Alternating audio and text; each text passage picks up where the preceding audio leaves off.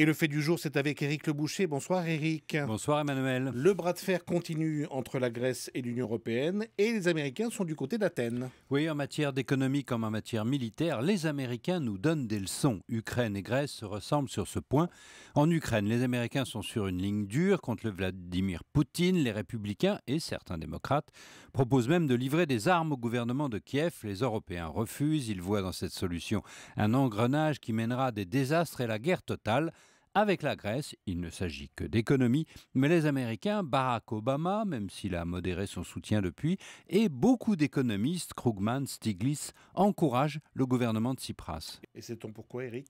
Parce que les États-Unis sont les parrains politiques des Grecs depuis la fin de la guerre, mais surtout parce que, économiquement, ils ne croient pas à l'austérité germanique. Ils veulent que l'Europe applique la politique qu'ils ont menée, chez eux, relance monétaire, priorité donnée à la croissance. L'Amérique retrouve aujourd'hui des emplois, que l'Europe fasse pareil, qu'elle renvoie cette histoire de dette à plus tard, lorsque l'économie sera à plus de 2% de croissance.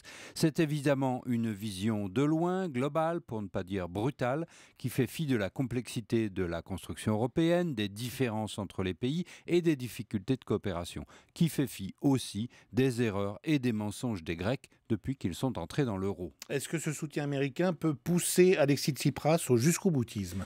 Oui, sûrement, ils y contribuent, hélas. Mais en même temps, leur influence reste minime. La négociation concerne les Européens entre eux. Et ce soir, rien ne va bien. La semaine passée a conduit à l'impasse. Les mots durs des Grecs contre la Troïka et contre les Allemands ont eu pour effet de renforcer l'inflexibilité. C'était très maladroit. En visite dans les capitales européennes, les Grecs ont entendu qu'ils doivent abandonner beaucoup de leurs demandes, mais Alexis Tsipras refuse. Pour l'instant, il demandait du temps, jusqu'en juin, pour trouver un nouvel accord, il ne l'aura pas. Sa position aujourd'hui sur sa volonté de coopérer ou pas n'est pas claire, mais les besoins de son pays n'attendront pas. À la fin du mois, il n'aura plus de quoi payer ses fonctionnaires.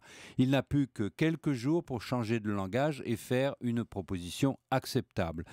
Tous les Américains s'inquiètent. C'est plutôt aux Grecs que les Américains devraient donner des leçons de compromis. Et c'était Éric Le Boucher pour le Tout Écho.